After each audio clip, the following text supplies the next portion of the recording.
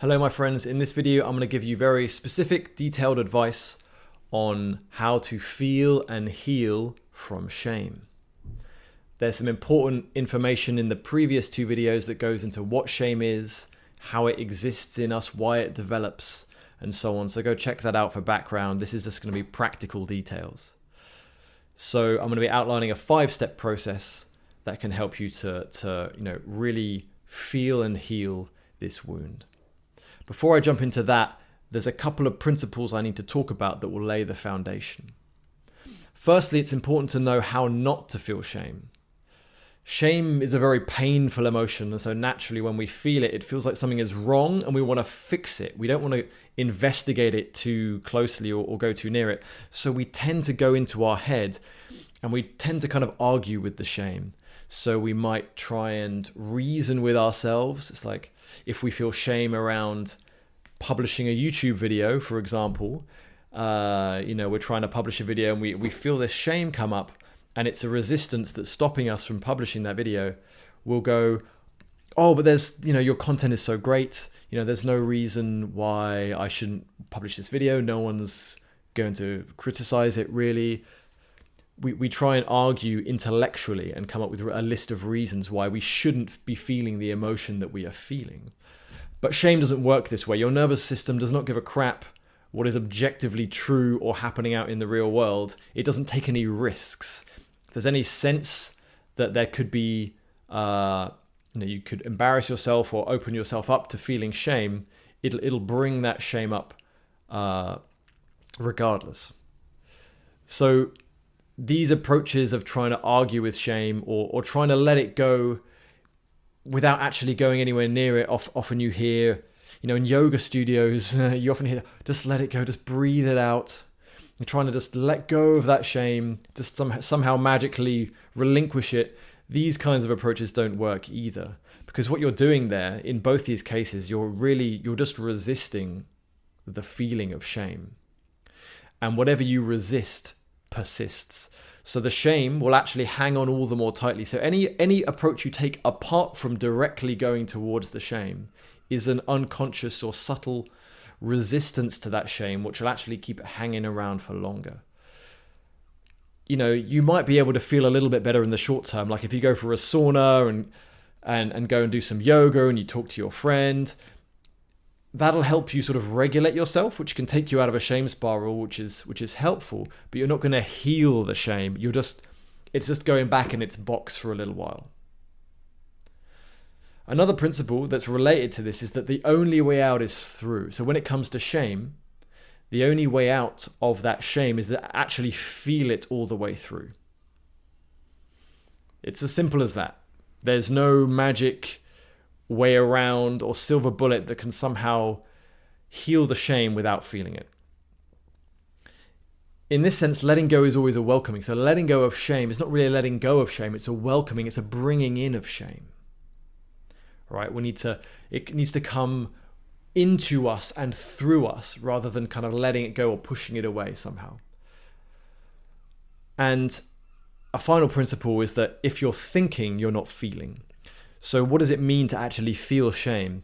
When your attention is on the physiological energy of shame in your body, that's when you're feeling and healing your shame. If you're thinking about your shame, that's something different. That has its purposes, but if you're thinking about it, you're not feeling it, you're not healing it, right? And so it's important to know that if your attention is not on the shame in your body, at that physiological energy you feel of heaviness and that painful, dense feeling of shame, you're not feeling it. And that's okay. But it's good to know that that's the state of play. So let's get into this 5-step process. So the first step is to invite in the shame and to notice how it's showing up. So maybe you've been triggered and it's already there. If not, you could imagine maybe a memory where you felt ashamed. You can just picture that thought in your head. Maybe it was someone laughed at you at school, and you can picture that memory. If it's not too overwhelming, certain memories might be quite overwhelming. You might want to make sure you're feeling grounded and well-resourced first. That's very, very important. Safety here is incredibly important. But just look at that memory and just let it really land. Take yourself back to that moment, and you'll start to notice your body start to shift. Some of that shame might start to come up. Or if you've been, you're going into this video already triggered, you'll notice that shame coming up. Then you want to just disidentify from it for a moment. You want to just start to witness how that shame is showing up in your body. Like, is it this, a heaviness, a churning in the belly? Is it more of a sort of a sickly feeling in the chest? Do you maybe feel it around your throat and your head? By noticing where it is, you're actually starting to detach from it, disidentify from it a little bit. Because we're normally so blended with our shame. It's like a filter through which we're seeing the world. We almost can't notice it. We can't work with it when we're completely bound up with it. So here, by starting to notice, where am I feeling this? And then you can ask yourself, how am I feeling this? Is it big? Is it small? Is it got a shape? Is it round? Or is it nebulous like a cloud? Does it have a particular color? Is it moving and vibrating and shifting? Or is it quite tight and dense and heavy? By noticing these things, you kind of notice that it's an energy that exists within you. It's not you in some absolute sense. So spend some time just discerning where you're feeling this shame in your body. This is the first step, inviting it in, connecting to it, and noticing how it's showing up. The second step is to determine what the identity is that's connected to this shame. So all shame has an identity connected to it. You can check out my videos on this. It's called Do You Have a Shame Identity? It's the one before this one that goes into much more detail on this. An example of this might be, I'm unlovable, I'm not good enough, I'm bad, I'm wrong, I'm flawed, I'm worthless. For each of us, there will be 2, maybe 3 identities that really resonate with the feeling and the felt sense of shame in our body, and we need to determine what that is to help us go more deeply into it. So say you have that image, you've brought up that memory of that, moment in school when someone laughed at you. You've noticed, okay, this is this feeling in my chest. You've maybe got a bit of distance from this. You've noticed, okay, there's an image there and there's a sensation here. You're a bit disidentified from it by being able to notice that. Then you can just ask yourself this question. What does this mean about me? What does this sensation in my chest mean about who I am? What did that event mean about who I am, that someone laughed at me? Did that mean that I'm great and that everyone loves me? Is that my identity? Maybe not. Maybe that meant something else about who you are. And this is where you've got to feel into it. And you can just ask the sensation directly in your chest. Put your attention on it. Ask, what do you mean about who I am? If you stay open, you tend to get some answers from the body that come up. I'm a loser. I'm pathetic. It might be something like that. Because in that moment, that's how you felt. That's the identity you received at that moment when these people or this person was laughing at you, right? And you can tell you found the right words, the right identity, because it will resonate more deeply with the body. If the identity is indeed, I'm a loser, if those words come up and you repeat them, I'm a loser, you'll feel that tightening or heaviness. You'll feel it really amplify or intensify in the body. It'll feel real and true.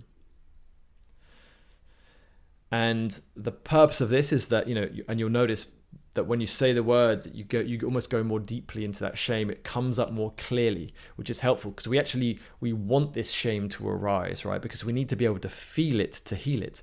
And so we're actually trying to go in the direction of it. This is where people make a mistake. They try to heal their shame by pushing it away, making it subside, making it go away. They're like, oh, I feel better now. I distracted myself. Now I feel better. I've healed the shame. It's like, no, you've put the shame back in its box and distracted yourself from it. It's going to come up again tomorrow. So the more fully we can contact and feel, the more the depth of this shame that we can bring up, the more we're able to feel it and heal it. And the deficiency story is helpful to unlocking that. So here's the third step in the process. And this is the difficult bit. that people struggle with. You have to really let it be true, whatever that identity is, whatever that shame feeling is. We need to now step into it and fully experience it. So you need to put your attention, say you're feeling that in the chest and you've got this identity of I'm a loser. You need to put your attention on the chest, almost merge with that feeling of shame and say to yourself, let it be true. Okay, I'm a loser. And you can feel it. Oh, I'm a loser. And there's an art to really learning how to step into it and fully experience that aspect of you. Because an aspect of you only integrates, only dissolves when it's fully allowed. And so this shame part is trying to come in and tell you you're a loser in order to keep you safe, but you need to fully experience it as such. So let that feeling be there. Oh, I'm a loser. And here it's important to listen to how this shame wants to move. This is the kind of the fourth step. So the third step is let it be true. Let it be true that you're a loser. See those people around you. You can feel their presence. And then you're letting that weight of shame fully be there. And again, remembering what I said about if you're thinking you're not feeling, you want your attention to be on the shame itself, not in the thoughts about the shame. Then the fourth step is feeling into how does this want to move?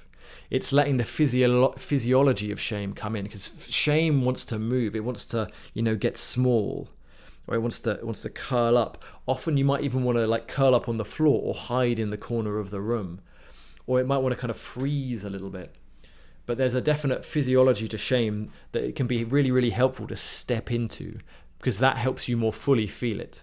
So part of the let it be true is feeling into how does it want to move. It's like, oh, I'm a loser. And you can just stay really present in the body and let yourself get small, because that's how shame wants to protect you, by withdrawing, staying small, unobtrusive. Then as you actually really start to allow and let this shame move, it doesn't stay there forever. You'll notice that, particularly if you're really feeling into the shame, that it starts to process through you. You notice chunks of it start to fall away. The heaviness starts to lighten a little bit, and your body might start to come out of that physiology of shame, and it might start to feel safer, to start to be a bit more upright again. And this can take anything from a few seconds to a few minutes to half an hour of. There's no rule really, however long it takes to really be present with that shame. And after a while, maybe I take back half an hour. If you're sitting with the shame for half an hour and it's staying stuck, then there's something that you're missing, and that's the reason it's stuck. There's a part of you that's resisting it, or you're not fully being present. You're actually in your head and thinking you're feeling it, and you probably aren't. But you could certainly be with some feeling of shame for a few minutes, really allowing it, or a bit longer, 5-10 minutes. But you can tell you're doing it right, because it kind of feels good to feel the shame. It's really painful and challenging on the one hand, but there's almost like a relief in it that you're finally actually turning up to feel it. And actually allowing it, because the pain is just that we're resisting it so strongly. And so as you're feeling it through, eventually it'll start to shift and you'll feel a bit lighter, and then you can start to come out of it. Whew. And just bit by bit, you can sit more upright. At this point, you might repeat that word, that identity, or go back to that memory and see how sticky it feels. It might still feel a little bit sticky. There might be some shame attached to it still, another layer, but it should feel a little bit lighter. Like you go back to that memory of that kid laughing at you at school, and it might feel a bit different, a little bit lighter. And you can just repeat that process a few times. Often it can be helpful just to go back into it. Oh, and to see that kid again laughing at you and feel that I'm a loser. Let it be true. Oh, I'm a loser. And you might go back in, because there are many layers to shame. After each layer, you might want to give yourself a bit of a break, give yourself space to integrate. And you can bring in some resourcing practices. You can check out my video called Resourcing to learn about that. That's creating islands of safety and support in your experience. But as an easy one, you might just bring your hands to where you're feeling that shame and just sway gently, just bringing softness and gentleness to that part of your body. Maybe you do some inner child work with that little kid that you were, who was laughed at, helping them to feel supported, helping that part of you to feel supported. Maybe it wants to go play in the playground, or it wants to go, you can take it to play on the moon or somewhere far, far away where it feels safer. There are many options. The fifth step in the process, which can come at any point in the process, is watching out for protector parts. So the biggest obstacle to doing this process is that you will at various points get stuck because there are parts of you that come in to protect you from the shame. You've learned that feeling the shame is so unsafe, so threatening, that you'll freeze instead, or you'll get angry instead, or your mind will start distracting you with all kinds of thoughts and justifications and denials and distractions. You might notice yourself feeling a bit dizzy or nauseous, or just really, really tense in the body. These are all signs of protector parts coming in. And you can't just bulldoze your way through the protector parts. You need to actually work through them in the same way of just, the only way out is through always, and letting go is a welcoming always. You need to welcome in those protector parts and process them all the way through. And so if you're feeling really tense, you might have to go into that tension and really amplify it and allow it first. Letting it contract and then expand, contract and expand as a way of really feeling into it. Or you might have to bring a hand to that tension, or that if you have a frozen chest, you're feeling frozen and stiff, just bringing a bit of warmth and gentle touch to that area can help it just to soften, and it'll take some time. I have a couple of videos on how to work with resistance. So if you type in resistance into my channel, you can find a lot of detail on how to work through that. I have like a half-hour video that goes into a lot of detail. So check that out for more detail on how to work with protector parts. But you need to work with those protector parts first before you can get into the shame.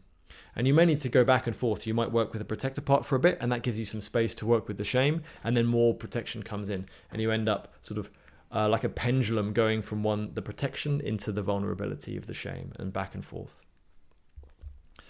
So that's the process.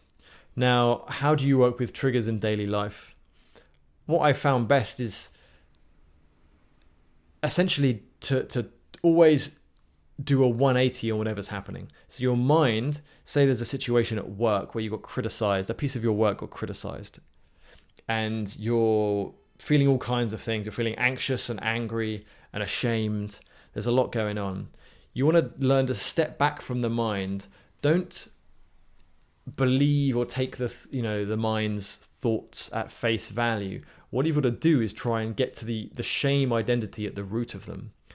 So if your mind is going, oh, I hate my boss, I can't believe they criticized me, they do such a crap job and they have the gall to, criticize my work. If you follow that strand, you'll go crazy, which you can do. It's up to you. Nothing wrong with that. It'll just be very painful. It's important to step back, notice that whole stream of thoughts and go, what is this trying to protect me from? What is this stream of thoughts trying to protect me from? And again, that same question, what does it mean about who I am that I was criticized? And that takes you directly to the root of the shame. It's like, oh, my work's not good enough. I'm not good enough. I'm going to be fired. Then I'm going to be unsafe. There you're starting to get to the actual root of it. So then you can start to work with I'm not good enough. You can bring up that memory of that email of your boss criticizing your work, and you can feel into those words of I'm not good enough. And that can take you into the shame, and then you can start to work with it there. So always take a step back and then do a 180 and try to get into what's actually going on, what's actually the shame, feeling, and identity at the root of this. So I have other videos. One's called How to Feel Your Feelings. It's also very, very relevant to this. You can check out the resistance and the resourcing videos, which will give important supplemental information on how to feel safe enough to do this work, and how to work with protector parts.